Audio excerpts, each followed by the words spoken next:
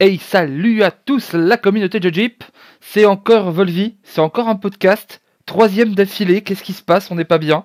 J'ai toujours mon acolyte avec moi, Den. Salut Bonjour, Den. je suis un acolyte. Voilà, tu es un acolyte. Et aujourd'hui nous avons un invité. Son nom ne vous dira peut-être rien, mais c'est un invité très important. C'est peut-être l'invité le plus important qu'on a eu. C'est Orvion. Salut Orvion. Bonjour. Je prononce bien ton pseudo, hein, jusque là on est bon. Oui, Voilà. oui, tu peux dire Orvi si tu veux. Et Orvi, j'aime bien. Ça fait un peu, ça fait un peu genre. Ça fait intime. Ouais, Ça ça fait fait un friendly. team. Voilà. Tout ce qu'on a à dire, c'est parfait. Voilà. Et du coup, pourquoi il est là tout simplement parce qu'on va reparler de la Gaming Winterfest. Et je vais te laisser te présenter pour dire aux gens pourquoi tu viens nous parler avec nous de la Gaming Winterfest. Alors, moi je suis Orvion, je suis le directeur des tournois sur la Gaming Winterfest, donc c'est moi qui gère toute la partie tournament, toute la partie e-sport à ce niveau-là, et du coup je viens pour deux raisons, mais pour avoir un retour un peu plus à froid sur l'orga, qu'est-ce qu'on en a pensé de l'événement, etc., et pour vous faire un retour un peu plus direct et informel qu'un grand texte rédigé 2 jours après l'événement. Voilà, ce magnifique test. Si vous voulez savoir ce que Dan en pense, allez regarder le podcast de la semaine dernière. Bon, on va pas changer, on va faire comme d'habitude. C'est on va. moi qui prends. Parce que c'est toi qui as parlé du texte en particulier. Nous, avec Magiz, on a tapé sur plein d'autres trucs à côté. Pour pas changer notre classique délire, on va faire ça en 3 parties. Forcément, la grosse partie avec le débat, avec les explications. On va parler avec Orvi de ce qui s'est passé. Ce sera en 3e partie. Mais avant, on va faire 2 parties. On va faire une grande partie, comme d'habitude. On va parler de toutes les actualités de ce qui se passe sur Hearthstone. On va faire une petite partie, un petit récap e-sport, un petit récap qu'est-ce qui se passe dans l'e-sport en ce moment, où on en est. Et du coup, on fera la dernière partie avec ce débat. Et sans transition, on s'y met direct. Et direct, je balance le Den dans l'arène. Den. Oui. Les arènes. Eh, vous avez vu, hein? La transition. Je balance Den dans l'arène. Il a bossé les transitions. On a bossé les transitions. Oui, il y a eu une annonce concernant l'arène. Il va y avoir le premier patch 100% arène de Hearthstone qui vont introduire les cartes qu'on avait vues. C'était à la BlizzCon ou c'était au championnat du monde? C'était à la BlizzCon. BlizzCon. Donc il y a quand même 3 mois maintenant. Donc, même plus parce que c'était en novembre, donc ça commence à faire. Oui, presque 5 mois, pardon, presque 5 mois. Donc on avait vu des cartes qui avaient été choisies par les spectateurs de la BlizzCon sur place, qu'on avait encouragé à voter pour savoir quelles étaient leurs cartes préférées qu'ils voulaient voir arriver en arène. Elles vont être implantées et également l'arène va changer son système de draft, c'est-à-dire que les cartes ne seront plus proposées en fonction de leur rareté, les cartes seront proposées en fonction de leur puissance. On n'a pas plus d'infos sur comment Blizzard a noté la puissance des cartes. Mais voilà, du coup, maintenant, peut-être que vous aurez des grands Lore Walker Show proposés, enfin des chroniqueurs show, je sais pas pourquoi je me suis emmerdé à essayer de le dire en anglais alors que j'ai galéré, avec des wisps, des choses comme ça. S'ils considèrent que c'est la même puissance, on aura peut-être de la commune et de la légendaire dans les mêmes drafts. Non, parce que les légendaires sont à part. Ah bon? Les légendaires sont à part, mais par contre, les 3 autres raretés sont équivalentes. J'ai bien fait de parler, moi, du coup. Non, mais par contre, ce sera dans les légendaires. Apparemment, il y aura aussi le niveau de puissance. Ça pose plusieurs questions. Qui choisit? Comment ils choisissent? Est-ce que c'est basé sur des données, genre le taux de victoire avec telle carte? Est-ce que c'est basé sur Jean-François la compta qui aime bien cette carte ou pas? Il y a beaucoup de questions sur le système. On pourra Streamers d'arène qui ont évoqué le fait qu'ils avaient un peu peur. Ouais.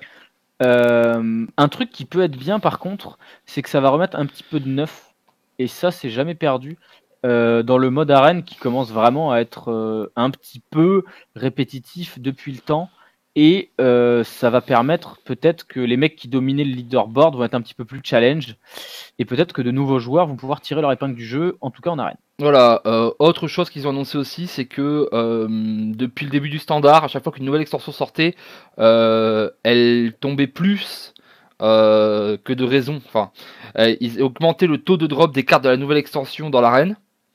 pour que ce soit neuf, etc. Ils le feront plus et ils vont voir ce que ça va donner. C'est assez bizarre ces changements d'arène. Les nouvelles cartes, c'est vachement cool. Je pense qu'avec Dan, on va vous faire une vidéo à part. On fera sûrement une petite review des cartes. Voilà, où on fera une petite review de chacune. Mais voilà, ce changement d'arène. Alors, ils font toujours des changements pour le bien. Mais là, voilà, le fait de dire on mettra les cartes en fonction de leur puissance. Même parmi les pros, il y a des cartes. Il y a des vrais. Le gros point positif que j'y vois, en fait, c'est qu'ils vont enfin considérer l'arène comme un mode à part. Et donc ça peut être très très prometteur pour le long terme si ils dédient une équipe de dev uniquement à l'arène et un peu comme ils avaient fait à une époque avant le mode standard où ils avaient fait des réunions avec Brian Kibler, Reynad, des gens comme ça, où ils leur avaient littéralement demandé de venir et de les aider à réfléchir au mode standard parce que c'était des joueurs d'autres jeux de cartes qui avaient éprouvé le mode standard sur d'autres jeux. S'ils font ça sur le mode arène, où ils vont se renseigner un petit peu, ils vont vraiment essayer de créer une équipe qui va bosser sur l'arène, ça peut donner un mode qui sera très très intéressant. Et au final, si on peut avoir un petit peu le même renouveau en arène qu'on l'a eu sur les aventures avec les Dungeon Run, ça peut sortir très très positif cette histoire quand même. Oui, à voir, voilà. Si les cartes d'arène vont rester des cartes d'arène, combien elles vont rester de temps, est-ce qu'elles vont tourner, est-ce qu'elles vont être là pour toujours, est-ce qu'elles seront attachées au standard, est-ce que des cartes d'arène un jour pourront éventuellement se trouver un lien et passer peut-être dans le jeu de base et rentrer du coup dans le standard par le jeu de base. Voilà, il y a plein de questions qui se posent. Ils veulent bosser dessus, voilà. On est inquiet pour cette question de puissance parce que c'est dur à dire, mais sinon, en tout cas, le fait qu'ils bossent dessus, c'est assez intéressant. Voilà, il n'y a pas beaucoup plus de choses à dire. C'était une vidéo de 3 minutes, on va pas non plus faire 2 heures. Deuxième news de la semaine. Ça y est, le teasing est en niveau 4000. On a d'abord eu Dave Cossack qui a dit oh bah je pars camper pour aller chercher l'extension, et Ben Brod a mis son tweet oh bah là, attention, il faut pas que tu te trompes, et puis après quelques jours plus tard Ben Brod il a pris une photo avec un autre développeur encore en disant ah bah il est pas revenu alors on va le chercher, j'ai mis ma doudoune, et ils sont dans une espèce de forêt, etc. Bon, voilà, le délire forêt, nature, bois de la pénombre, tout ça, on s'y en rapproche, on le voit. Il prépare sûrement l'annonce vidéo en faisant tout ça, plus que juste un teasing. Je pense que dans la semaine, dans les 5 jours qui suivent, vous allez avoir une annonce. On aura soit l'annonce de l'extension, soit au moins l'annonce de la date de l'annonce. L'annonce de l'annonce. Si vous voyez ce que je veux soit dire. il y aura le stream. En fait, soit on saura ce qu'est l'extension, soit on saura quand est le stream qu'il y a avant chaque extension où ils expliquent un petit peu tout. Ils commencent à montrer 2-3 cartes où ils lancent vraiment la période de très très fort teasing autour de l'extension. Voilà, sachant que là, ils sont un peu en retard. Ils sont un peu en retard avec les extensions. En général, ce qui se passe depuis l'année dernière, c'est qu'ils révèlent une extension. Il laisse 2 semaines sans preview, puis on a 2 semaines de preview très fortes, et la nouvelle extension sort. Donc en gros, entre l'annonce et la sortie, en général, il y a 1 mois, mais on sait qu'ils veulent sortir la nouvelle extension pour le début du mois. On est déjà le 11. Est-ce que ça va être accéléré ? On verra. Et dernière petite news de la semaine sur Hearthstone en général, c'est que il y a un mode replay sur Hearthstone en Chine. Voilà. Il y a une application officielle qui est c'est pas une application faite par Jean-Michel Tatmorv. Non, c'est une application officielle Blizzard. Ça a été commandé par Blizzard. Voilà. Qui a tous les designs Blizzard, etc. Qui permet de voir les replays des games. Mais actuellement, c'est qu'en Chine. Alors, pourquoi c'est qu'en Chine ? Est-ce que c'est parce qu'il y a peut-être des différences au niveau des demandes ? Est-ce que c'est parce qu'il y a des différences au niveau des lois ? Peut-être. Je n'ai pas l'impression que quelque chose gêne un mode replay chez nous et pas en Chine. Non, c'est peut-être tout simplement que le prestataire qui a été chargé de développer l'appli est en Chine et que la Chine étant un serveur très très particulier sur Hearthstone, ils ont l'avantage que peut-être ils le testent chez eux, tout simplement, et Voilà. si c'est convaincant, ils le passent en mondial, j'imagine. C'est la raison la plus logique que je vois personnellement. Ça. Peut-être que c'est juste un test. Est-ce que ça va arriver chez nous? C'est pas impossible. S'il y a du succès, je vois pas pourquoi ça arriverait pas. Ça va forcément arriver si ça marche. Voilà, et c'est assez cool. Donc, vraiment, j'étais vraiment étonné de voir. Eh, regardez, il y a un mode replay. Ah, ce qu'on demande, Ouais. c'est que moi j'ai vu la news au départ, j'étais pas fait attention, Après, j'ai fait waouh, et c'est super. En Chine, ah, Après, ça se relativise un petit peu parce qu'il y a des trackers de cartes, il y a plein de choses. C'est-à-dire, ça existe déjà, vous pouvez déjà le faire. Simplement, là, ce sera intégré à Hearthstone. Ce sera du coup plus facile à utiliser. Si vous jouez, et là où c'est très très intéressant, surtout, c'est que si vous jouez sur tablette et téléphone, vous y aurez accès. Alors que les trackers de cartes ne sont accessibles quasiment que sur ordinateur pour l'instant. Ça, pour moi, c'est le vrai upgrade. oui, c'est ça. Donc, à voir. Bon, tout ça c'était l'actualité non e-sport. Il y a un petit peu d'actualité e-sport qu'on va passer Oui, deux. assez vite. Oui, voilà, il y a deux gros trucs. Et du coup, on va pouvoir demander un peu sur ces sujets-là son avis à Orvi, tout simplement parce que bah il y a des choses, que ce soit Hearthstone ou pas Hearthstone,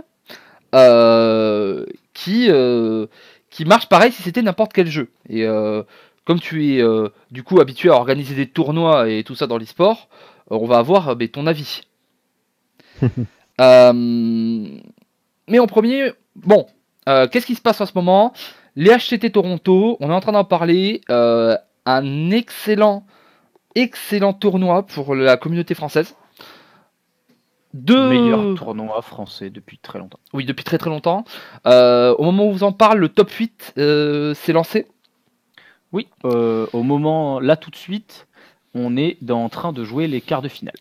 Voilà, on est en plein quart de finale.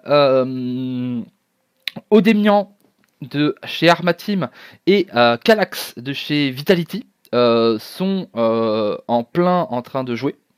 Ils mènent tous les deux 1-0 actuellement. Voilà, ils peuvent se rencontrer. Ça n'a aucun intérêt par rapport au moment où ça va sortir, mais voilà, on vous dit où on en est. Hein. Comme ça, vous saurez à peu près l'heure à laquelle on enregistre. Des bons espoirs français de peut-être enfin gagner un tournoi. Parce que à part les tournois français, les Français gagnent jamais de tournoi à l'inter. Odemian a fait second à un invitational en tout début d'année. Il a fait top 8 au HCT Germanie. Honnêtement, si Odemian... Déjà top 8 c'est fou. Hein. Faut se rendre compte, top 8 c'est vraiment fou. Mais si il va loin dans ce tournoi, on pourrait enfin... Je vais dire la naissance, mais Odemian n'est pas né sur ce tournoi. Mais enfin avoir l'éclosion d'une superstar française au niveau international qui aurait honnêtement 2 ans de retard. Oui, tout le monde le sait, je l'ai souvent dit, que je pensais qu'Odemian était le meilleur joueur français. Le seul problème d'Odemian, c'est qu'il a un mental. C'est même pas une question d'Odemian en fait, c'est une question que la scène française est très très développée. Il y a les statistiques qui sont sorties sur le tournoi. Par exemple, les Français étaient le seul pays qui n'était pas sur le continent Amérique du Nord à avoir 10 joueurs. C'est-à-dire tous les autres pays avaient moins de 5 joueurs. Les Canadiens et les Américains étaient surreprésentés. La France était le seul pays non américain, c'est pas américain du coup, non nord-américain, avec 2 chiffres de joueurs. Du coup, le truc, c'est que c'est souvent comme ça en fait. C'est assez souvent que la France met beaucoup de joueurs en tournoi et investit dans la scène France et investit dans les tournois, etc. Et du coup, c'est pas normal qu'il n'y ait jamais eu de perf française à ce niveau-là. C'est enfin le cas. Et il y a beaucoup de gens qui disent oui, ils ont le niveau, etc. Mais c'est vrai, ils ont le niveau. Calax et Odemian n'ont rien volé à personne. Ce sont 2 excellents joueurs qui travaillent très dur et qui montrent en permanence qu'ils ont un très bon niveau sur les tournois français. Mais c'est vrai que si on parle purement de proportion, eh ben la France aura mis beaucoup de temps à arriver à ce niveau-là. Oui, c'était un petit peu une cata de ce niveau-là. Mais voilà, je pense qu'Odemian, c'est celui qui est le plus à même au niveau des mécaniques d'être au niveau international, au plus haut niveau international. C'est aussi son méta. Hein. Voilà. C'est un méta qui récompense énormément les decks contrôle. C'est aussi son qui méta. récompense énormément les line-up anti-aggro, etc. On le sait, Odemian est très connu pour être un très très bon joueur de guerrier et de tous ces decks fatigue qui jouent sur le long terme. Hearthstone, malheureusement, c'est pas vraiment le meilleur jeu pour ce genre de metagame. On est enfin dans un metagame qui récompense ça. Odemian, il joue à la maison là. C'est vraiment, il joue exactement ce qu'il veut jouer, et en plus dans le méta actuel, c'est super fort. Voilà. Il pour réussir. On espère que voilà, il va pas de choc comme souvent, c'est son petit Mais arrête de parler des problèmes des gens tout le temps. Oh là là. Mais non, mais voilà. On dit que toi ton problème c'est que t'es obligé d'arriver avec 4 saucissons dans les poches quand tu vas en stream. Bah oui, on le dit. Non mais voilà, on est vraiment derrière eux et on espère que ça va bien se passer. Deuxième actu e-sport, et c'est celle-ci, je vais la laisser à Den parce que voilà, moi je pense que c'est naze, mais j'ai pas plus d'avis que ça et j'ai pas de plus d'intérêt parce que voilà, je suis loin de la compète. Mais Den avait un joueur, des joueurs qu'il coach, bien entendu, dans le tournoi, et du coup voilà. Den, je t'en prie. Il y a eu le Wild Open sur les 2 dernières semaines. Qui ont qualifié donc 2 joueurs par région, donc 2 Européens, 2 Américains, 2 Asiatiques. Et aujourd'hui a été annoncé que pour la région chinoise, il y a 2 joueurs qui étaient invités. C'est-à-dire que sur les 8 joueurs qui vont aller en Californie pour se battre pour un prize pool assez énorme, je crois que c'est du 25 000, on est donc sur un prize pool de DreamHack. Il y en a 6 qui ont dû faire un qualifier à 128, puis un top 8 où ils ont dû faire top 2, et il y en a 2, on les a invités. Et les 2 qu'on a invités, c'est uniquement basé sur l'endroit où ils vivent sur la Terre. Pourquoi ? Je comprends pas. Et oui, Volvi disait qu'il y a des gens que je coachais. Oui, il y a The Fichou de l'équipe Gamers Origin qui a perdu 3-2 le match décisif pour aller en Californie.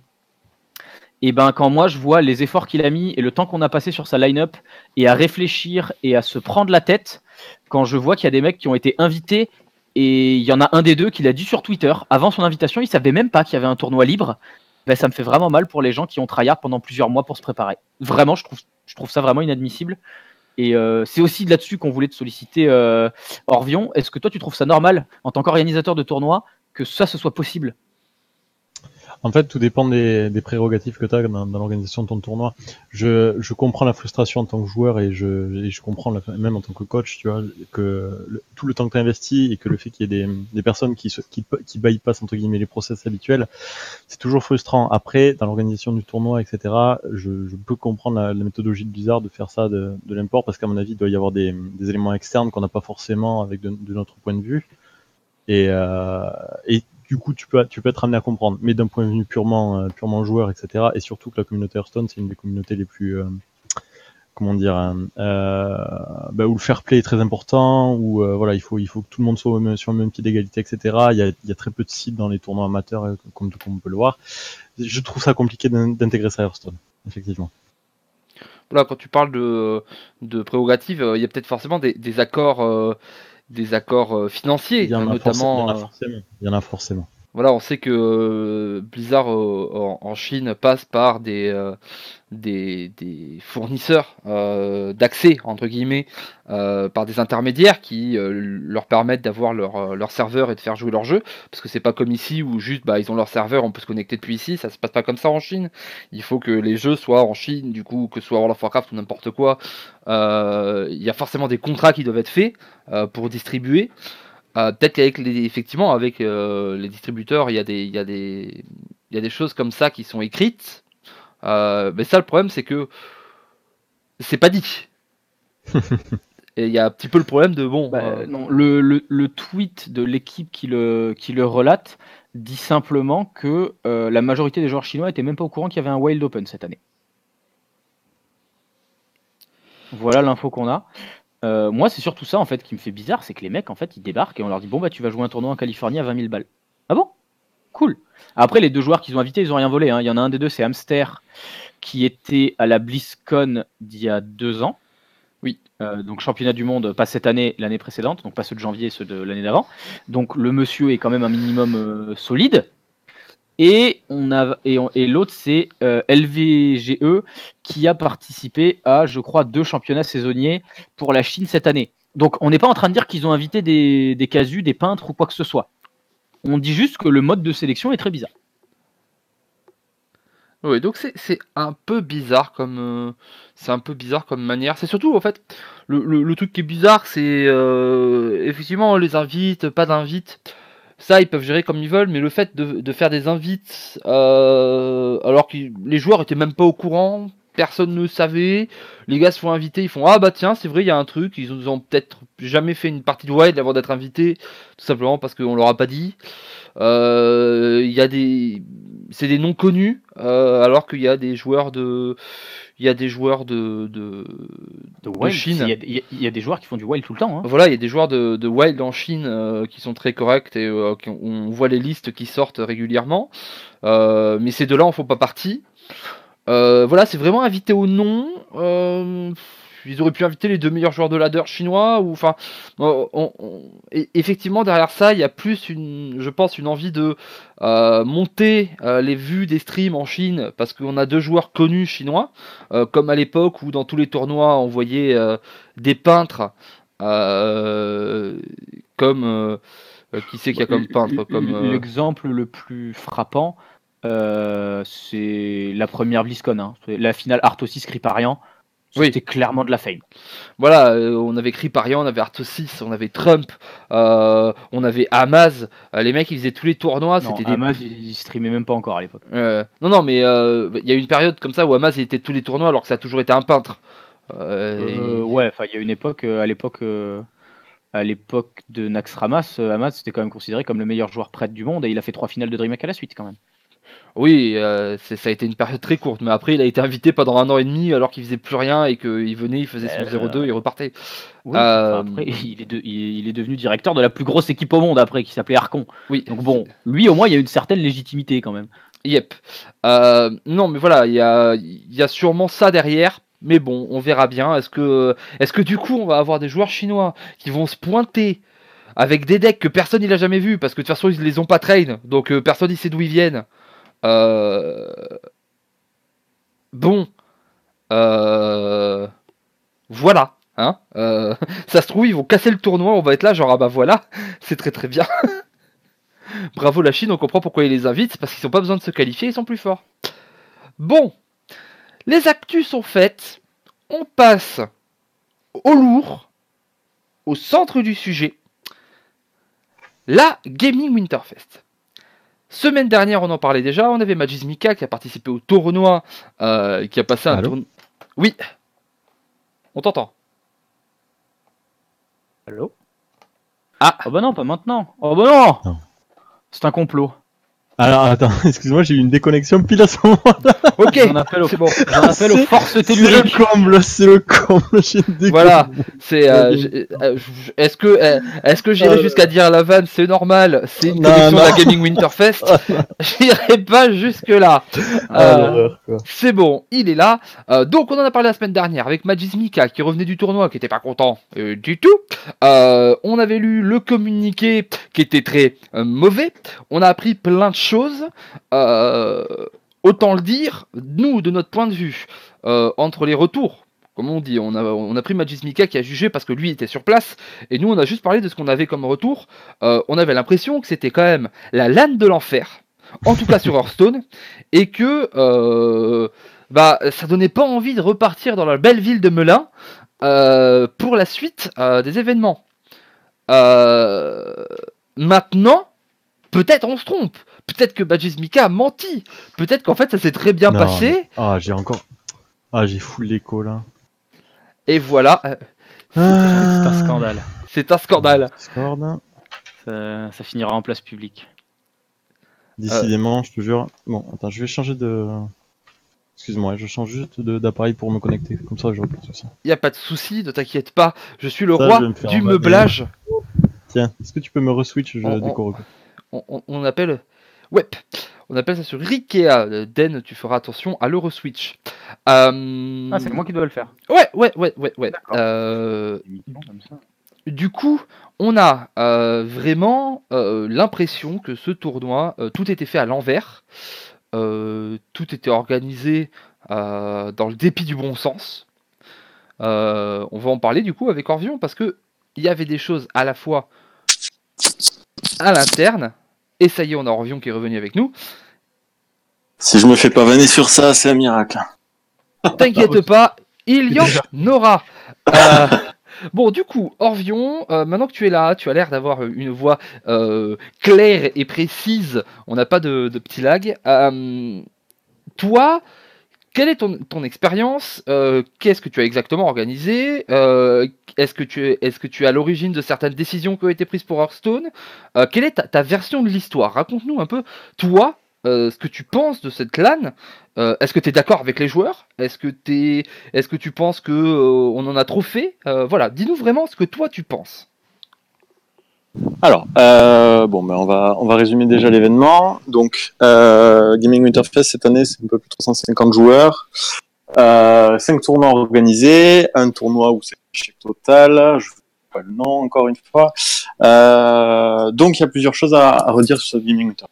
La première chose qu'on va retenir, c'est les éventuelles problématiques, les prises de décision sur les tournois qu'on a dû avoir, qui ont été pas forcément bien accueillis, et ça se comprend.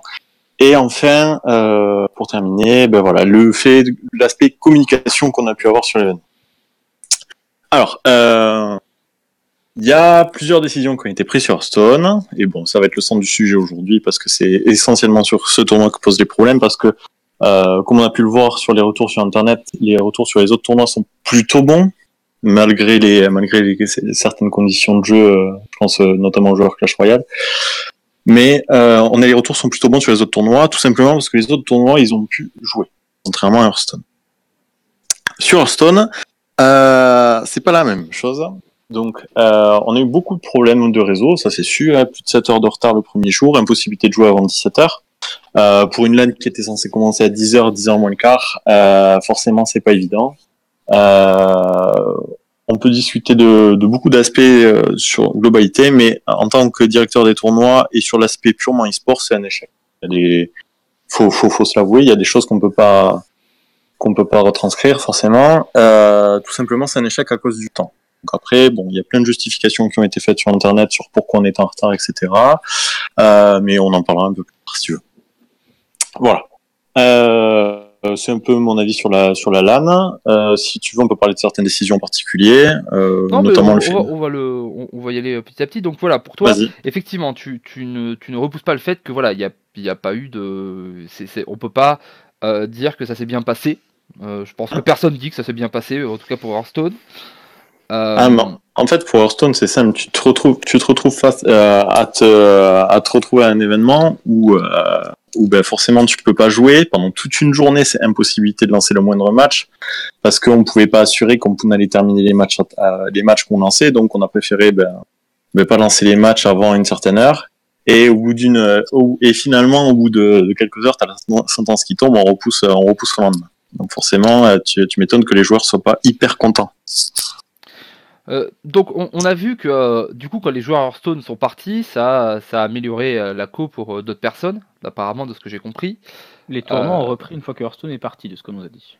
Voilà. Donc alors là c'est là que c'est la partie un petit peu rigolote. Donc en visibilité, ça donne, il y a 128 joueurs en moins, la connexion est stable.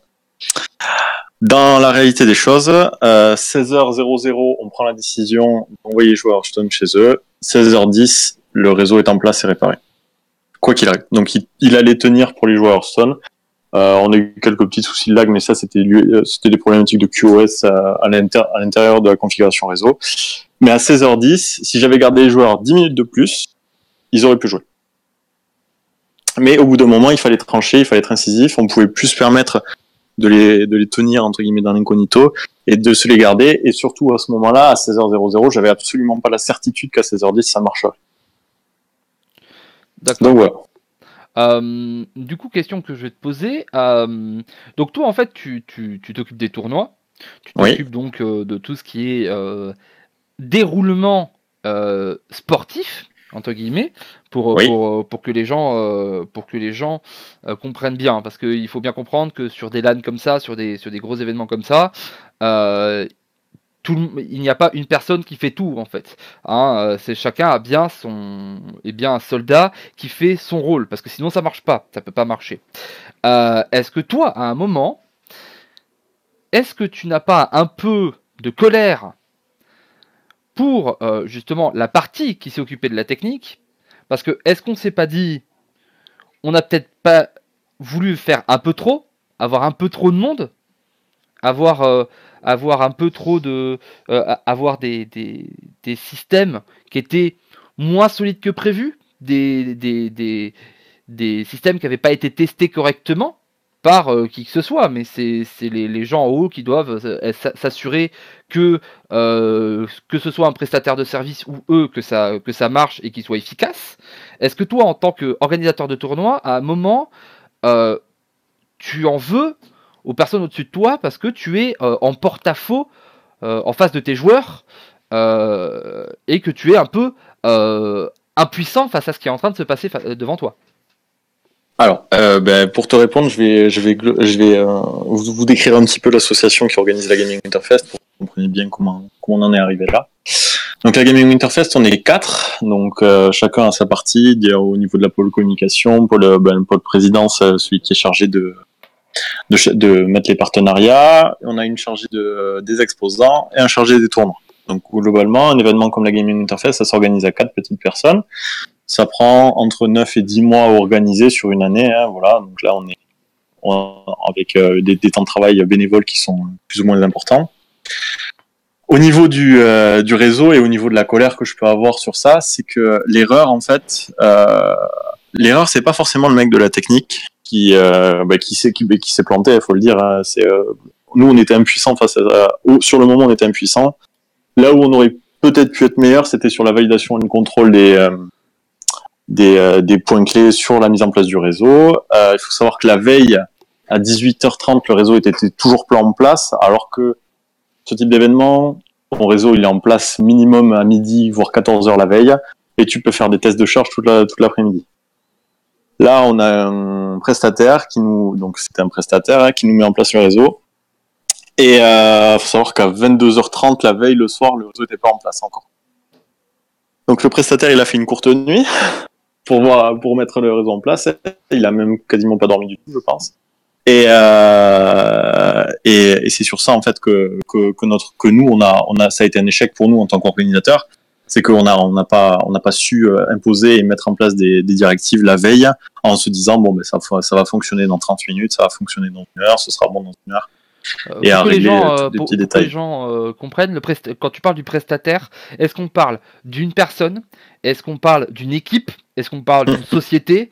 Voilà, parce que moi, c'est des questions auxquelles je peux répondre parce que j'organise des trucs aussi de mon côté. Mais pour les gens en général, le prestataire, ça fait très on ne sait pas. Est-ce que c'est Apple et c'est une team de 20 gars, ou alors est-ce que c'est un mec qui branche des trucs? Donc, le prestataire dans ce cas-là, c'est une association qui met en place des réseaux en LAN assez régulièrement. Et l'équipe, c'est une équipe de 2 personnes qui met en place et maintient le réseau pendant toute la longueur de l'événement. Alors ils sont 3, mais c'est 2 admins et un runner. Si je peux me clarifier les choses comme ça. D'accord. Et bien sûr, ce prestataire, j'imagine que il n'est pas gratuit pour vous. Non, pas du tout. Voilà. C'est d'ailleurs une des rares prestations que l'on paye sur un événement de cette ampleur. Il faut savoir que à peu près 60 à 70% des choses qui se passent sur l'événement sont faites bénévolement. Et c'est une des rares prestations que l'on paye et dont nous n'avons pas la maîtrise entière sur l'événement. En tant qu'orga. Ok. Du coup, Den, on t'a pas beaucoup entendu. Qu'est-ce que toi t'aurais envie de poser? Non, je voulais. Tu poses les bonnes questions, etc. Et qu'est-ce que tu aurais envie de poser toi comme question? Qu'est-ce qui te vient à l'esprit que vraiment, voilà, tu as quelqu'un qui était à l'intérieur, qui voit l'autre côté du miroir. Qu'est-ce qui toi t'as envie d'avoir comme réponse? Moi, dans le discours qu'il a donné, déjà, merci beaucoup d'en parler aussi ouvertement, parce qu'il n'y a pas beaucoup de gens qui le font. Il y a beaucoup de tournois dans lesquels, quand ça se passe aussi mal, les gens font la tortue et ils espèrent juste que pendant l'année avant le prochain, ça s'efface et que les gens se réinscrivent. Donc déjà, je trouve la démarche plus qu'honorable, je tenais à le dire. Parce que... Mais en fait, la démarche, elle est, tu peux dire que tu peux la qualifier d'honorable, mais elle est normale, je trouve. Oui, moi, je suis joueur avant tout. J'organise des tournois bénévolement. Ce type d'événement, c'est une grosse partie de ma vie. Ça fait 2 ans qu'on fait la Gaming Winterfest. C'est énormément d'investissement. Et si tu veux, quand on organise un tournoi comme celui-là, ben, c'est peut-être con à dire et peut-être bête à dire, mais quand j'ai des joueurs comme Armateam qui s'inscrivent à mes tournois, je suis un gamin. Je suis comme un gamin, je saute partout, je suis là, j'ai Armateam qui s'inscrit à mon tournoi. Enfin voilà. L'an dernier, on avait Gamers Origin qui s'était inscrit sur Overwatch, mais on était comme des fous quand on a vu ça qui s'était inscrit. Et c'est pas, en fait, faut comprendre que, ouais. Juste le fait de penser comme ça, c'est honorable en fait. Ouais, mais peut-être. Le fait que cette démarche soit normale, c'est pas chez tout le monde en fait. Donc que ce soit la démarche ou la façon de penser, il y a un truc honorable. Tu choisis lequel, mais Montpellier Sport, on pense à vous. Donc voilà. Tu disais. Par exemple. Non mais par exemple, oui. Moi, il y a une question que je me pose dans le discours que tu as fait par rapport au prestataire. Oui. Ce prestataire, vous aviez quel niveau de contrôle dessus ? C'est-à-dire que, est-ce que le mec, vous l'avez payé et ensuite, il veut travailler dans une relation de confiance ? Parce que, par exemple, dans le communiqué, il était dit que le prestataire, ça s'était pas super bien passé l'année d'avant, mais il avait été décidé de lui redonner une chance. Alors, il faut savoir qu'il y a, c'est beaucoup de relationnel sur ce type d'événement. Le prestataire, on connaissait qui a été mis en place, et on savait avec qui on travaillait. L'an dernier, les problématiques techniques qu'on avait eues avec lui, c'était qu'on a eu une problématique sur un switch qui communiquait mal. Enfin bon, c'était une problématique tellement précise et tellement technique qui a foutu la merde et donc 2h30 de retard pour la première Gaming Winterfest pour les détails. C'est une problématique technique tellement précise que ça arrive. Tu peux pas incommoder. Et en fait, on s'était focalisé sur cette problématique et on n'avait pas vu ce qui aurait pu clocher ailleurs. Et on a souhaité donner une seconde chance à ce niveau-là, et forcément, on connaît la suite, hein, on sait ce qui s'est passé. Il y a d'autres problématiques. À savoir que pour un petit peu faire l'avocat du diable, le prestataire, quand il a vu qu'il y avait toutes ces problématiques-là, il a professionnellement parlant très bien réagi. C'est-à-dire que faut savoir que ce type de prestation, forcément, elle n'a pas été payée par notre organisation. Mais voilà, c'est le prestataire qui l'a proposé. D'accord. Après, moi, c'est quelque chose que je trouvais normal. Et du coup, ça m'amène à une autre question. Vas-y. C'est que du coup, la prestation Internet, le prestataire vous l'a offerte. Oui. Pourquoi, du coup, il n'y a pas eu dédommagement des joueurs qui sont au final ceux qui ont le plus souffert de cette histoire-là ? Pourquoi les joueurs Hearthstone, à aucun moment, personne n'a jamais parlé de dédommagement ? Alors, on parle pas de dédommagement en interne forcément, parce qu'en fait, à partir du moment où les joueurs ont la prestation pour laquelle ils ont payé, c'est-à-dire qu'ils ont un tournoi, on peut pas les dédommager. Ce à quoi je répondrais, ils n'ont pas eu ce pourquoi ils ont payé, parce qu'au moment où ils ont payé, c'était pas le même nombre de joueurs, c'était pas le même format et c'était pas le même nombre de jours. Donc là, on va amener sur le sujet, donc l'évolutivité du tournoi sur la communication en amont. Alors. Pour être là, on rentre dans l'intéressant. Là, on y est. Là, on est bien, les gars. On parle des choses. Je suis très très content de parler avec quelqu'un d'aussi ouvert. Et je le répète, c'est un débat. Je suis vraiment pas là pour bâcher clairement, parce que honnêtement, moi, je viens de Montpellier. Et Volvi l'a dit tout à l'heure. Le Montpellier Sport Show, j'ai des mails, j'ai une boîte mail remplie de mails envoyés au Montpellier Sport Show pour 25 000 raisons différentes, parce qu'en plus à l'époque le bar gaming auquel je bossais avait été associé sans qu'on leur demande leur avis. Donc des mecs frauduleux qui trichent pour tricher, je sais ce que c'est. Donc là, mon but c'est vraiment pas de dénigrer, mon but c'est vraiment d'y avoir un débat. En fait, il y a dans l'organisation de l'événement et dans la mise en place, on peut pas. Alors attends, il faut que je recentralise parce qu'avec ton bar gaming, tu m'as perdu là. Oui, donc le nombre de rondes, ça a changé, etc. Voilà. Alors, l'évolutivité du tournoi en amont de l'événement. Oui. Alors, il faut savoir que quand on organise un événement de ce type-là, et donc du coup, je suis désolé, je vais utiliser beaucoup ce mot-clé, mais bénévolement, parce que c'est très important pour nous qu'on le fasse, qu'on le communique à ce niveau-là. On répond à une demande. Aujourd'hui, on a dans la salle de la Gaming Winterfest, on a de la place assise pour 350 joueurs. D'accord ? On parlera après de la place pour les joueurs Hearthstone si vous le voulez. Pas de souci. Alors, ça c'est pour tous les joueurs de tous les tournois, on parle que de Hearthstone là. Tous les joueurs de tous les tournois. On a de la place pour même un peu plus, je pense. J'ai plus exactement les chiffres en tête, mais on a la place pour asseoir tous les joueurs. Ce qui se passe, c'est que quand on organise un amont, on répond à une demande. On a fait un tournoi à 64 joueurs. On savait qu'on allait l'augmenter. En amont de l'événement, avant même qu'on ait fini les slotages et qu'on ait fini de préparer par rapport à ce qu'on allait attribuer à ces joueurs, etc., au niveau des cash price, on savait exactement on savait qu'on allait augmenter le tournoi Hearthstone. On savait pas à quel point, mais on savait qu'on allait augmenter. Et on connaissait notre limite surtout. On savait que 128, on pouvait pas le dépasser, que c'était absolument impossible. Et que dans ce placement, on s'est dit 64. Donc à 64 joueurs, on a eu plus de 40 demandes à la fin du slotage. Est-ce que vous allez rajouter des slots? Est-ce que vous allez rajouter des slots?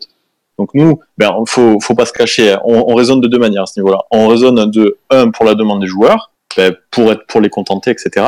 Mais c'est pas forcément le motif principal, parce que si tu raisonnes comme ça, tu te retrouves à faire des choses complètement insensées. Nous, ce qu'on a raisonné, c'est est-ce qu'on est capable de recevoir cette charge en plus, et surtout de rendre une prestation de qualité. Alors, dans les faits, c'est pas exactement ce qui s'est passé, mais on était en mesure, si le réseau avait bien marché, tout se serait bien passé à ce niveau-là. Oui. Voilà. Ce qui se passe, c'est qu'on fait une évolution des tournois de 64, ensuite on est passé à 80, puis 96 pour vérifier, et à 96, on avait encore une quinzaine de demandes. Donc on a décidé d'augmenter le tournoi à 128. Et si jamais les tournois avaient évolué, ça aurait rien changé au niveau e-sport des joueurs, sauf qu'ils auraient eu un match de plus, je pense, pour se qualifier. Les poules auraient resté inchangées, on serait resté sur des formats 8 joueurs de qualifiés, qui étaient prévus à 64 initialement. Ou non, c'était 8 joueurs 4 qualifiés, je crois, à 64, qu'on avait prévu. Bref, on aurait juste rajouté une ronde de tournois supplémentaires, et ça aurait fait un match de plus en sortie de poule pour les arts. Donc, niveau e-sport, certes, un joueur qui démarre sur un tournoi sur lequel il s'est inscrit avec 64 joueurs et donc avec 63 entre guillemets adversaires, et il se retrouve avec un tournoi avec 127 adversaires. Le format du tournoi est quasiment inchangé, ça lui aurait rajouté un match de plus, et de toute manière, Hearthstone a la chance d'être un jeu où il n'y a pas forcément le gros facteur chance qui joue, c'est vraiment surtout c'est de la technique. Donc en général, ceux qui arrivent en finale, c'est ceux qui arrivent normalement en finale. Alors, sur ce type de format. Cet argument-là, je crois que c'est la première fois que je l'entends. Oui, j'avoue. Et pour ça, je te respecte beaucoup. C'est la première fois que quelqu'un me dit c'est la technique qui prime sur la chance dans Hearthstone. En tant que coach, ça fait plaisir à entendre. Après, si tu veux, on peut parler de la RNG et dire que c'est un jeu full RNG qui a aucun souci à ce niveau-là, mais bon, ça, j'ai pas envie de me faire manger. Non, honnêtement. On n'est pas là pour dénigrer, mais c'est vrai que c'est un discours, c'est très rare que ce soit le premier truc qui sorte quand on parle d'Hearthstone. Après, si tu veux, en fait, c'est le mode de pensée sur ce tournoi-là, il est surtout attrait à Caféine, qui est l'admin principal du tournoi, et qui pousse le fait que la Gaming Winterfest et le tournoi, c'est lui l'admin principal depuis 2 ans, soit un tournoi très éthique. Quand on parle de seed en amont des poules, faut savoir qu'on a Caféine qui arrive et qui nous fait stop, interdiction, voilà. Donc en fait, le seul seed qu'on fait en amont de ce tournoi, c'est un seed pour que les teammates se retrouvent pas ensemble. Donc c'est le seul entre guillemets type de seed qu'on fait. Après c'est du random pour toutes les poules.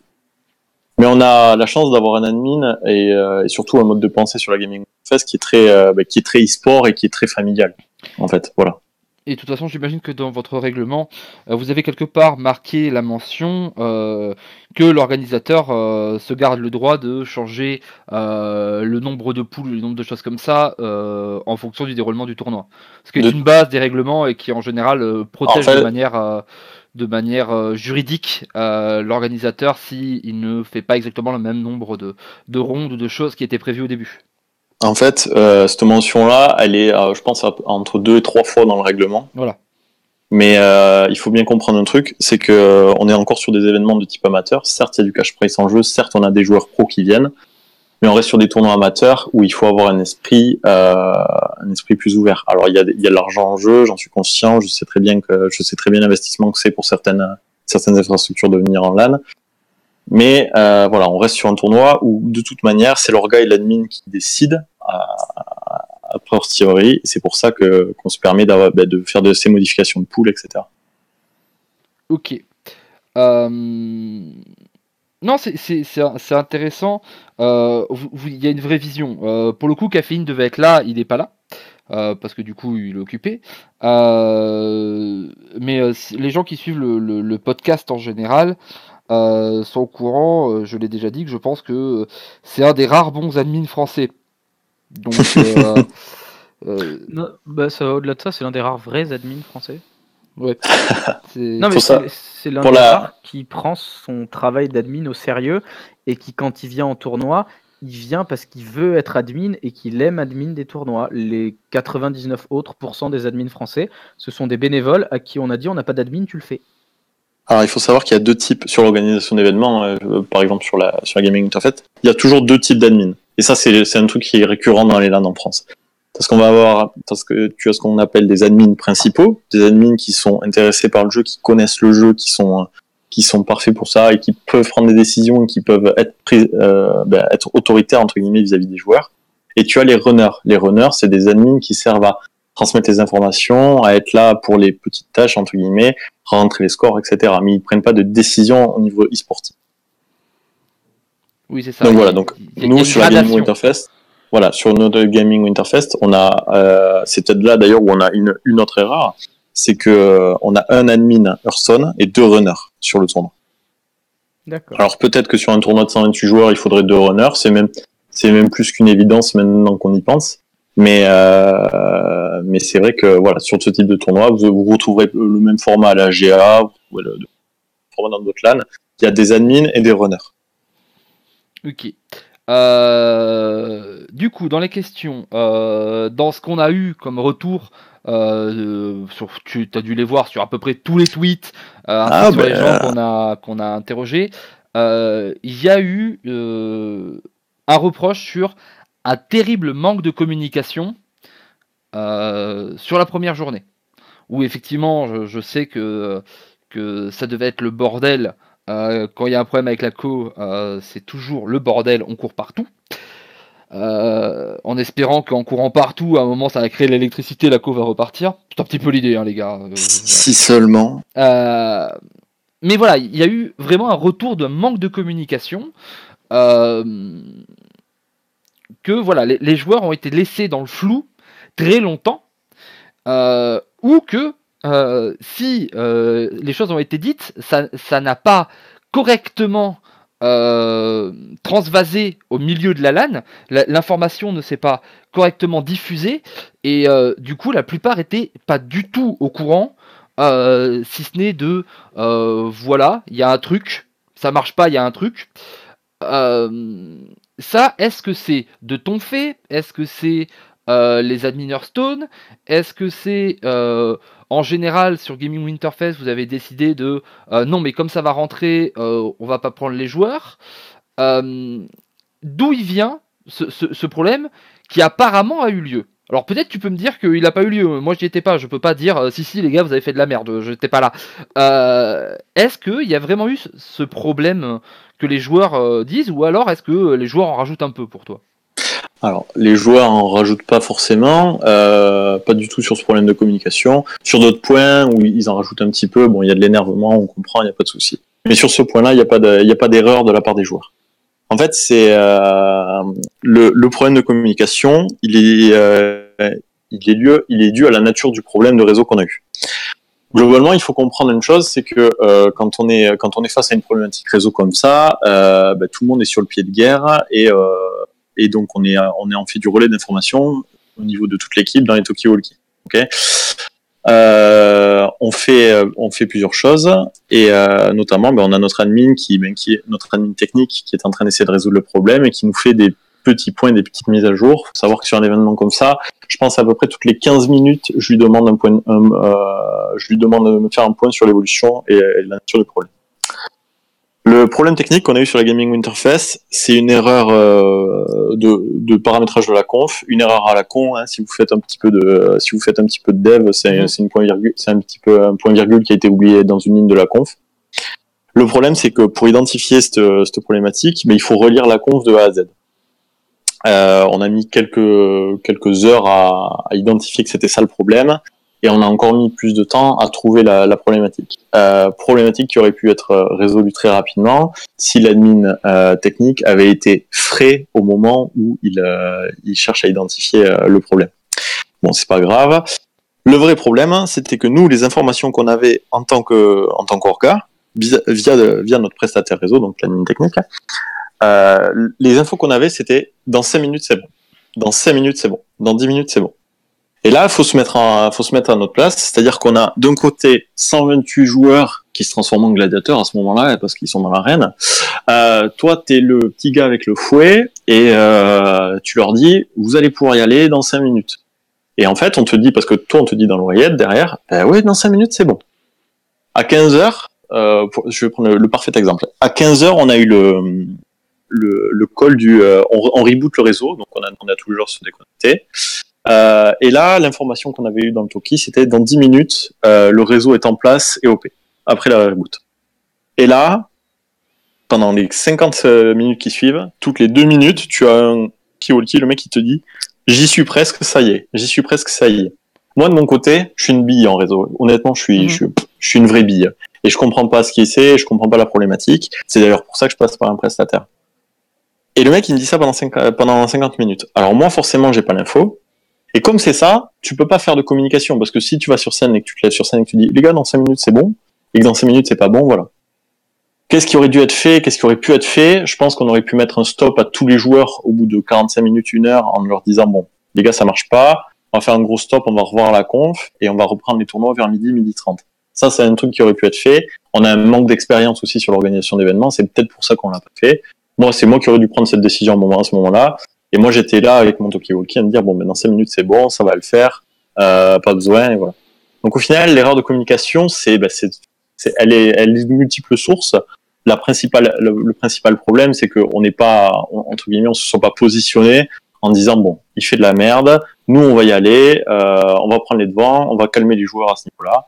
Je pense que si j'avais pris vers 11h, 11h30 le micro en disant à tous les joueurs, on n'a pas de réseau, vous le voyez, de toute façon, ils le voyaient bien qu'on n'a pas de réseau, et que vers 12h30, 1h, on reprendra, les joueurs auraient été beaucoup plus calmes et auraient beaucoup plus apprécié l'information. Malheureusement, le seul truc qui a circulé, c'est des informations en off, si je puis dire, des rumeurs, et les rumeurs, bon, on sait où ça mène les rumeurs, et voilà.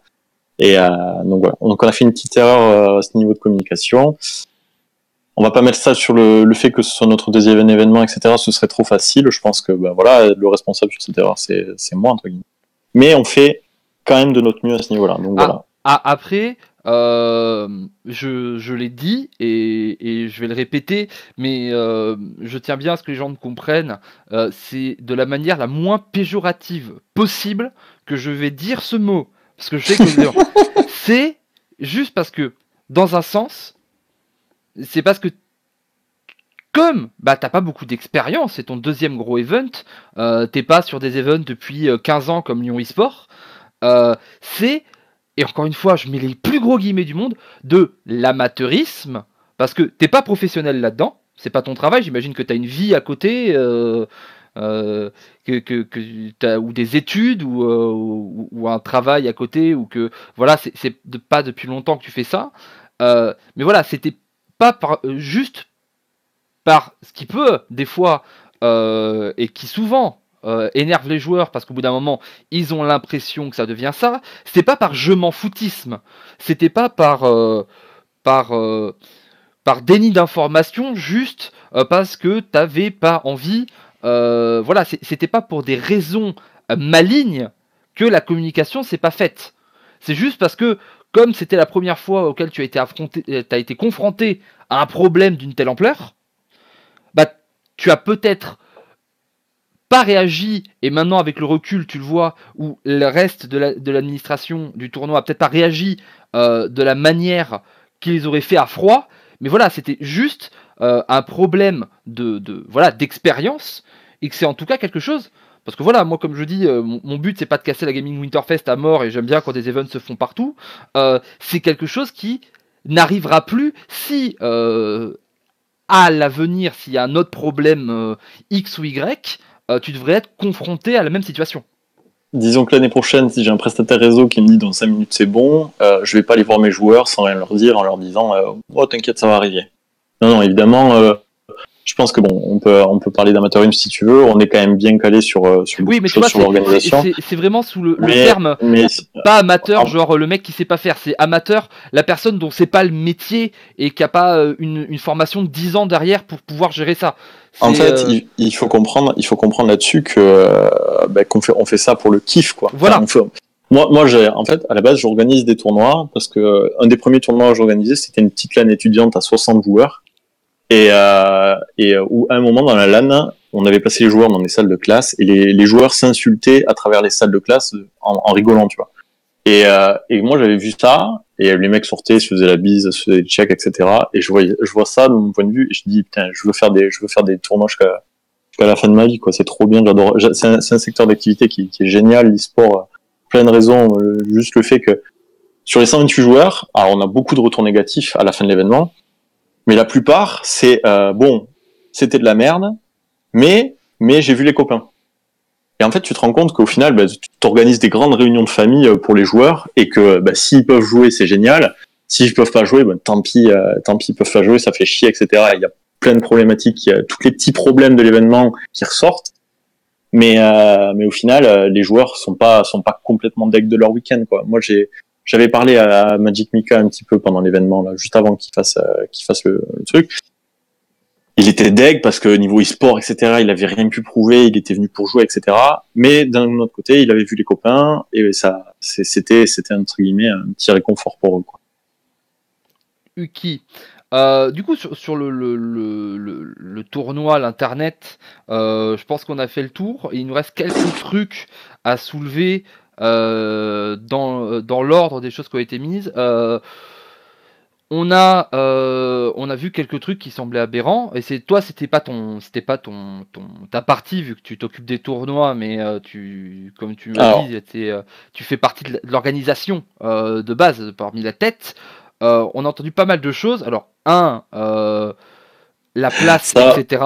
Ça, on a vu les photos. Den en a assez parlé, et il y avait aussi cette fameuse problématique. Des bouteilles d'eau, du manque d'eau du tournoi et de la nourriture. Quel est le discours de Gaming Winterfest là-dessus? Alors, premièrement, sur la place, il faut savoir que les joueurs Hearthstone ont exactement les mêmes tables et la même place que l'an dernier, et que l'année dernière, c'est pas du tout un truc qui nous avait été remonté.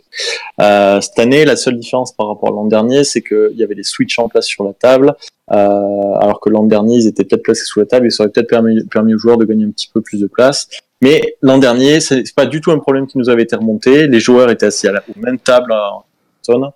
Donc c'est pour ça. On travaillera sur l'amélioration de ce point-là l'année prochaine, évidemment, parce que j'ai vu certaines photos aussi des joueurs avec les claviers sur les genoux, entre guillemets. Mais bon, on est conscient de ce problème et on va y travailler.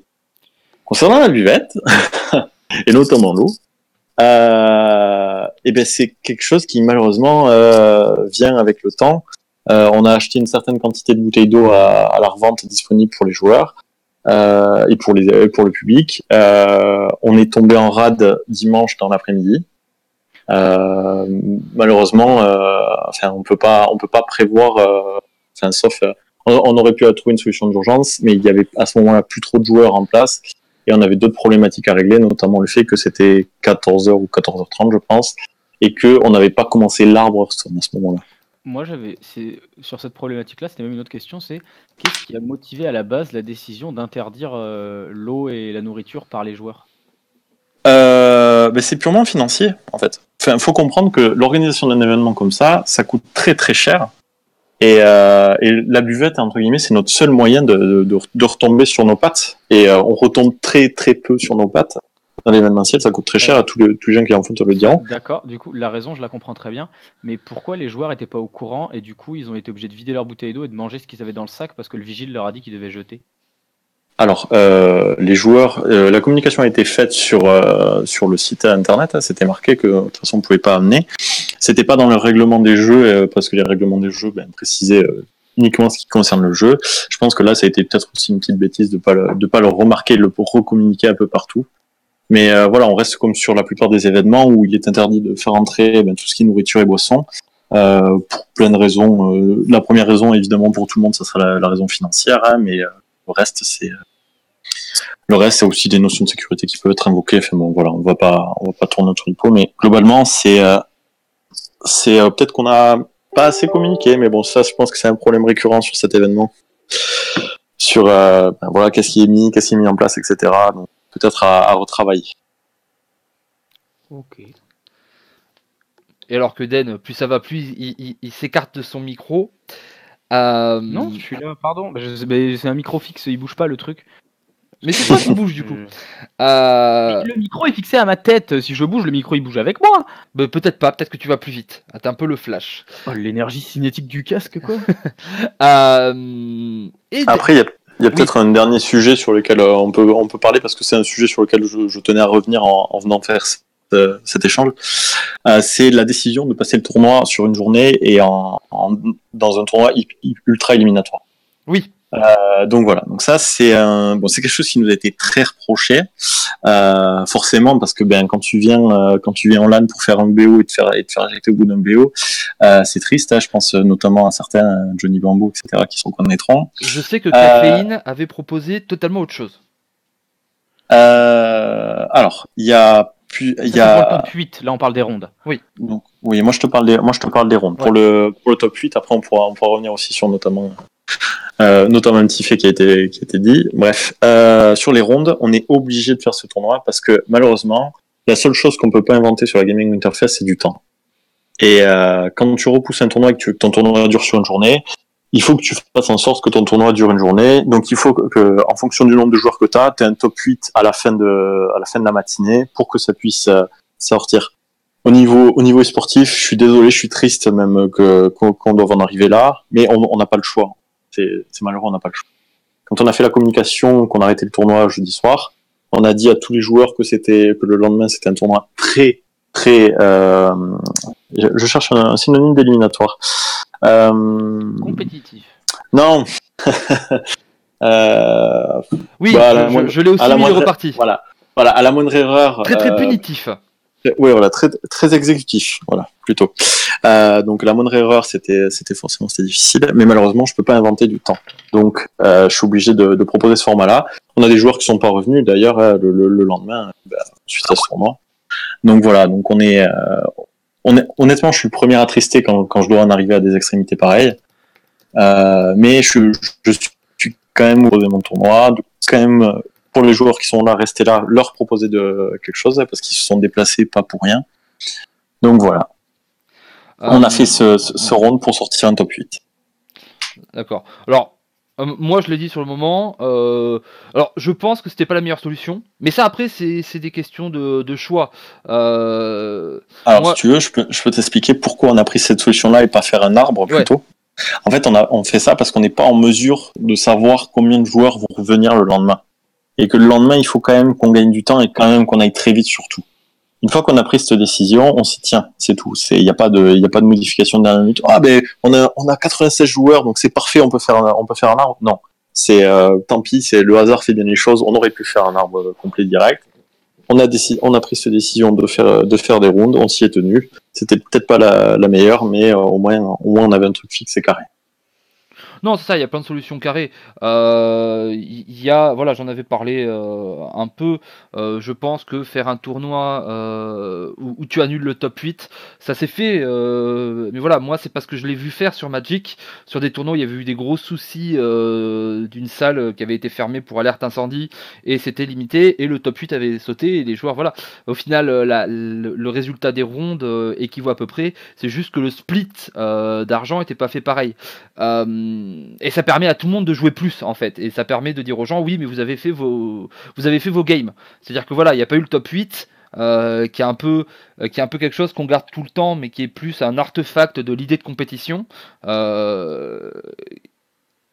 mais par contre ça permet de dire aux gens oui mais vous avez joué, et justement tu vois, de dire au niveau des rondes on avait prévu tant de rondes, vous avez fait tant de rondes, mais voilà, ça c'est juste autre chose. Mais en tout cas la décision, la dureté du tournoi, pour moi c'est pas le plus gros problème. Je pense que voilà, moi j'aurais pas fait les choses pareilles, mais ça c'est un avis, c'est pas un constat d'échec ou n'importe quoi. Je pense que le format était correct, vous avez pu le finir, c'était très très très punitif. Mais bon, en tout cas ça a marché, et à part une dizaine de joueurs qui forcément n'ont pas eu beaucoup de chance, dont Johnny Bamboo, Magis Mika, etc., ça n'a pas forcément créé trop de déçus.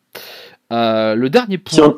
Si on avait pu, on aurait fait le top 16. Hein. Enfin, on aurait tout fait pour garder le maximum des joueurs, mais le problème c'était que le temps... On a fini à 23h30, faut savoir, le dimanche, hein, donc on a notre cher Adriano qui quand il est parti, il était en PLS. Autant l'organo, on était en PLS, mais alors lui, quand il est parti, il avait son chèque et il était là, Une journée entière de Hearthstone comme ça, croyez-nous, ça tue les méninges. Et du coup, je pense, Den, t'as rien à rajouter sur ces sujets-là du tournoi, etc. Non, on en a déjà parlé. C'est ça, je suis d'accord, c'est un choix d'admin. De toute façon, ça aurait été très dur de s'en sortir avec des gens contents. C'est un choix d'admin. Les rondes suisses, c'est le format le moins critiqué dans le monde professionnel, donc je comprends que ça aille en ronde suisse. Voilà. Et pour la dernière, je vais laisser Den en parler parce que c'est le dernier point et on aura fini. On passe du temps, mais c'est un peu normal et c'est parce que aussi c'est normal que tu aies le temps pour t'expliquer autant de temps que nous on a eu pour que Magis Mika s'explique. Au niveau de l'équité, c'est normal. Ce communiqué qui a pop, qui était. Alors là, pour le coup, autant, t'as vu, je prends des trucs, je peux comprendre plein de choses, autant ce communiqué, c'était dégueulasse. C'était, je sais pas qui l'a écrit chez vous, mais fallait pas écrire un truc comme ça après avoir été crevé d'avoir fait un tournoi, fallait pas, c'était pas la bonne idée. Qui écrit ça? À quel moment vous vous dites on va écrire ça? Quels sont, voilà, est-ce que vous bossez entre vous pour l'écrire? Est-ce que c'est une personne qui dit je vais faire un communiqué? Qui prend cette décision? Pourquoi ce communiqué qui est rempli de trucs absolument terribles, juste pour énerver encore plus les joueurs, sort? Alors, j'ai pas exactement le même avis que toi sur ce communiqué. Je pense qu'il y avait peut-être 2-3 reformulations à faire. Mais globalement, ce communiqué, tu es obligé de le sortir. Si tu fais pas de communiqué, tu te retrouves à être le Montpellier Sport Show. C'est con à dire, mais on est obligé d'expliquer, clairement ce qu'était la situation, pourquoi on a eu des problèmes. D'ailleurs, une chose qui a été très mal comprise, c'est absolument pas Orange qui est en faute sur ce communiqué. C'est peut-être pourquoi je parle de reformulation, mais en fait, Orange nous avait bien fourni le débit nécessaire, donc il n'y avait aucun problème vis-à-vis d'eux. Tout s'était très bien passé avec eux, les échanges qu'on a eu avec eux, pas de problème. Mais voilà, ce communiqué, il est mal pris parce que peut-être qu'il est sorti un petit peu tôt, peut-être, je pense. Peut-être qu'on l'a écrit, peut-être un petit peu fatigué aussi, mais on était obligé de le faire. On a pris la décision de le faire. On l'a écrit à plusieurs, on était 4 à l'écrire. Alors il y a peut-être, j'ai entendu des histoires sur des fautes, etc. Il nous a pas semblé les avoir vus, du moins pas tout de suite. Donc voilà. Mais sur un communiqué comme ça, si tu le sors pas, t'es pas loyal envers les joueurs, quoi. Merde, quoi. Les joueurs, ils ont fait l'event, ils comprennent pas. Au bout d'un moment, tu t'expliques, quoi. Peu importe si c'est reçu très très mal ou pas, tu leur dois au moins la justification. Surtout à ce moment-là de l'événement. Alors vous entendez, j'ouvre un coffre derrière. Den. Comment ça, tout va? Pourquoi je pose la question en plus? Moi, j'étais d'accord sur le fait qu'il fallait faire un communiqué et que c'est bien en termes de transparence. Le problème qui a été perçu dans le communiqué, et moi c'est un problème qu'on m'a dit avant même que je le lise, c'est les gens qui me l'ont link, tout de suite, la première phrase qui était avec le communiqué, c'est « Ah, les mecs se déchargent ». C'est la première personne qui est incriminée dans le communiqué, c'est Orange. Alors, que vous essayez de mettre la faute dessus ou pas, pour moi, le problème, en fait, c'est surtout que c'est le premier nom qui en soit sorti. Pour moi, un communiqué pareil, après un event pareil, la première phrase, ça doit être « On est désolé ». Parce que, en fait, on a merdé, c'était ça les mots que tu as utilisés la semaine dernière, je crois. En fait, ce communiqué est très différent. En fait, ce qui ressort de ce communiqué est très différent du discours que tu as aujourd'hui. Et c'est ce que j'allais dire, c'est qu'en plus, quand on te parle, t'as l'air d'être quelqu'un de raisonné, t'as l'air d'être quelqu'un qui est amoureux de l'e-sport et qui a pas fait un tournoi pour se mettre X 1000 € dans la poche parce que il s'est dit que ça pouvait rapporter pour X raisons. C'est vraiment, on sent que ça ne rapporte pas. Qu'on soit bien clair, les sports, ça ne rapporte pas. mais on sent que ça te peine un peu en fait, même la façon dont ça s'est passé. Et dans le communiqué, ça ne se ressent absolument pas. Dans le communiqué, ce qui ressort, c'est mais pourquoi vous me saoulez avec vos histoires? C'est bon, tenez, prenez ça et laissez-moi tranquille. Peut-être que la formulation était peut-être pas la bonne qu'il fallait à ce moment-là. On est obligé d'expliquer pourquoi on a merdé. Je peux pas expliquer sur un communiqué comme je le fais aussi aisément à l'oral pourquoi tel problème, etc. Parce que ça peut être très mal interprété. La preuve, tu me dis encore que c'est Orange qui est en faute, alors que Orange est absolument pas en faute sur le communiqué. Au contraire, on dit même dans le communiqué que qu'avec eux tout s'est très bien passé. Et voilà, donc l'interprétation est mauvaise, peut-être parce que la rédaction n'était pas forcément la meilleure sur ce type de communiqué. Encore une fois, c'est le premier communiqué qu'on fait. Mais bon, bref, enfin, j'ai pas envie de toujours tout remettre sur l'amateurisme. Peut-être que le communiqué, il se doit d'être comme ça. Il est peut-être mal interprété. Vous le recevez peut-être mal.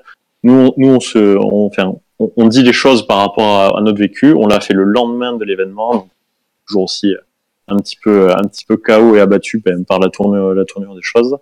Mais voilà, globalement, ce communiqué, on est obligé de le faire, on est obligé de le dire. Faut comprendre que nous, en tant qu'orga, on paramètre tout l'événement. On travaille sur tous les points, tous les aspects, du nombre de bouteilles d'eau au nombre de câbles qu'on est en train de mettre. Quoique non, ça c'était le prestataire. Bon, bref, au nombre de chaises qu'on pose, à la demande qu'on fait aux mairies pour avoir les bandes. Enfin, on paramètre tout. Et le seul truc qu'on achète, c'est le réseau. Et quand ça nous est tombé dessus, nous quatre, on s'est pas effondré parce qu'on se doit d'être là devant les joueurs. Mais émotionnellement parlant, c'est très difficile. Voilà. Et donc au final, ce communiqué, pour y revenir, tu le fais et on a expliqué la chose, on se décharge. Ben oui, on se décharge parce que forcément, c'est pas notre faute, quoi. Et alors avec un petit peu plus à froid, etc. Peut-être qu'on aurait plus contrôler, plus être dans le contrôle sur beaucoup de choses. Mais voilà, on est obligé de le faire. Enfin, tu dois l'explication aux joueurs et peu importe si c'est mal reçu, tu te dois d'avoir l'explication pour les joueurs. Ok. Dit comme ça passe beaucoup mieux.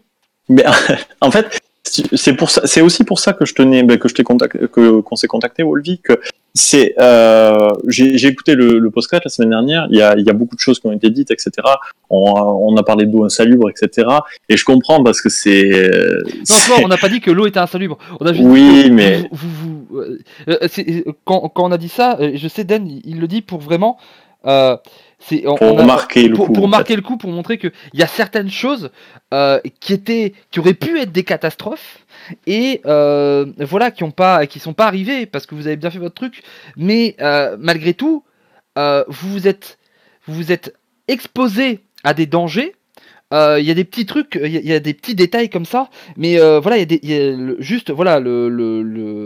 principe de la gestion de joueurs mineurs dans un tournoi. Sur les tournois e-sport, c'est exactement comme pour les tournois de tout jeu de cartes, de tout jeu de foot, etc. De sport, c'est genre moi quand on m'a dit qu'il y a des joueurs de Clash Royale qui m'ont dit qu'ils étaient allés jouer dehors avec leur téléphone, moi l'image que j'ai eue c'est quand je faisais du foot et que j'avais 11 ou 12 ans, qu'est-ce qui se passait si en plein milieu d'un match je disais à mon entraîneur je vais faire pipi et le gamin revient pas. Et voilà, il y a des trucs sur le communiqué. Alors, on sait que ça peut être fait. On comprend bien que ça a été fait, des trucs. Tout s'est bien passé. On va pas dire s'il y avait eu un drame, ça aurait été terrible. Mais il n'y a pas eu de drame. On va pas rajouter du truc. Mais le mettre sur le communiqué, les joueurs de Clash Royale, ils ont dû jouer à l'extérieur avec leur 4G. Et quand tu vois que les joueurs de Clash Royale, en fait, c'est tous des mineurs. On critique pas le fait que ça a été fait parce que vous deviez le faire, mais faut pas le mettre dans le communiqué. C'est parce que c'est pas utile par rapport au problème et à ce que les gens vous reprochent. Donner le bâton pour se faire battre. Voilà, c'était ça c'était notre discours, c'était plus vous êtes fait plus de mal avec ce communiqué parce que il était à mon avis fait très à chaud et je suis d'accord. Les raisons que tu donnes, c'est un très bon argument. C'est que les joueurs, plus ils attendent, plus ils vont être vénères. Donc il faut le faire. Le problème, c'est que vous étiez dans un moment où on sait ce que c'est après un event. Même si t'as l'impression que t'es encore réveillé, ton cerveau il est éteint. Déjà, ça fait depuis le dimanche après-midi que ton cerveau il est éteint, que tu marches sur les batteries. Hein. Si on te remet pas une petite pile, là dans ton estimation t'es un peu large. On dort pas pendant 4 jours, hein.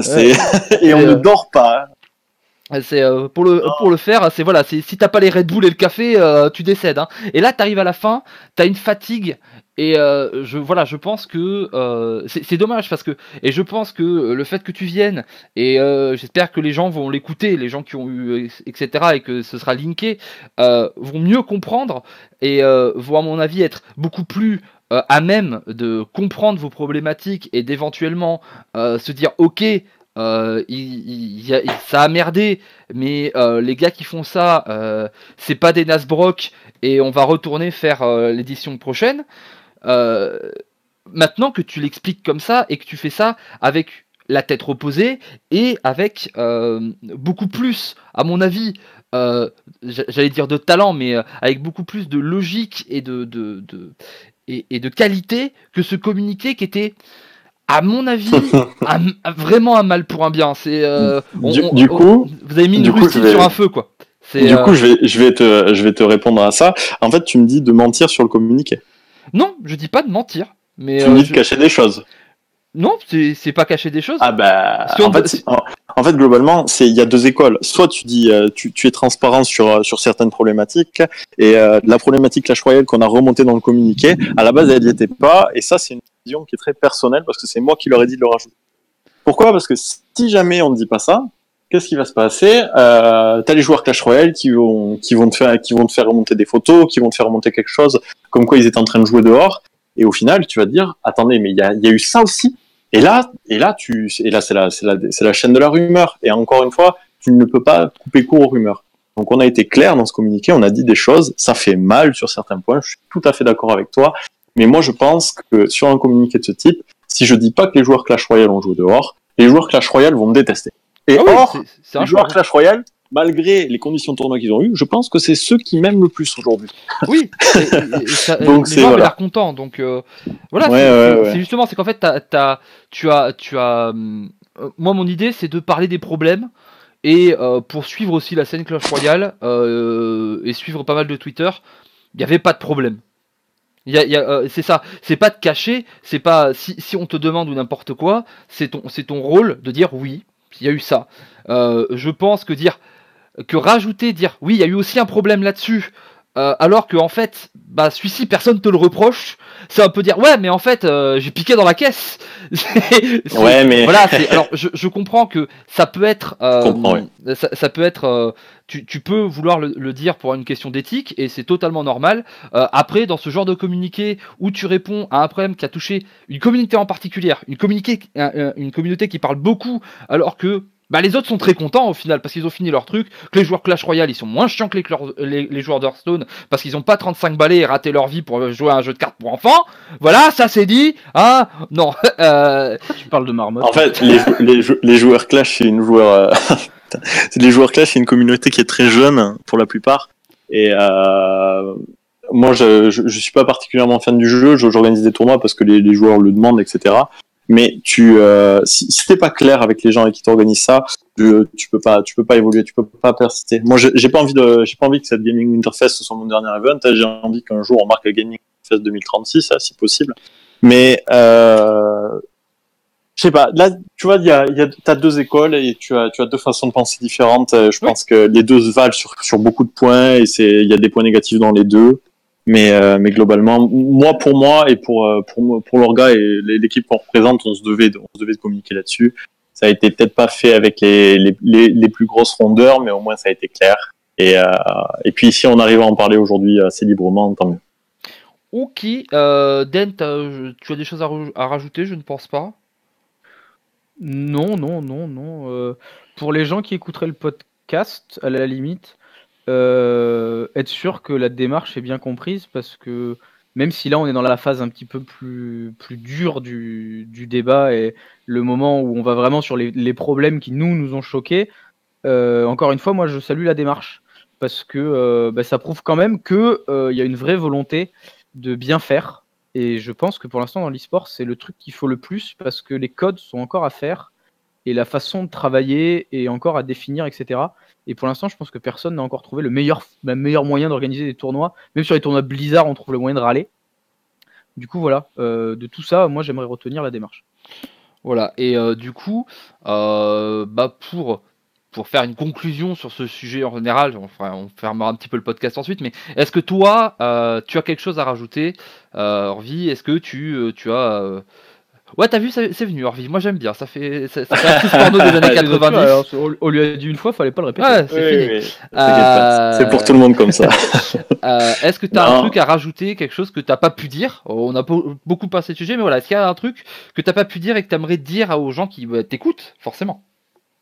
Ben, moi, je vais conclure sur. Je suis désolé, il y a pas grand-chose d'autre à dire. J'aurais aimé que ça se passe bien, j'aurais aimé que vous fiez 260 matchs dans le week-end et que ça soit le plus fair possible. Ça s'est pas fait. Il y a eu plein de choses sur lesquelles on a merdé. On apprend le plus de ses erreurs, je pense, et je pense que l'année prochaine, on reviendra avec des trucs beaucoup mieux, beaucoup plus gérés. Et même si c'est la merde, je pense qu'on sera à même de mieux répondre à la demande des joueurs sur certaines points. Ok, mais écoutez les amis, je pense qu'on va conclure ici parce que on va être sur presque 1h30 de podcast. Et ce sera sûrement un des plus longs qu'on a fait depuis le début de la série, mais il y avait besoin. Et je pense que ça aidera beaucoup de gens à mieux comprendre à la fois ce qui peut se passer à l'intérieur d'une LAN et surtout à l'intérieur de la tête de personnes qui organisent une LAN. On pense que c'est genre poser des PC et jouer, non, ça ne marche pas comme ça. Bien tenté, Majax, bien tenté. Bien tenté. Donc, Orvion, parce que j'utilise le bon pseudo pour finir, regardez le professionnalisme, c'est incroyable. Merci beaucoup d'être venu.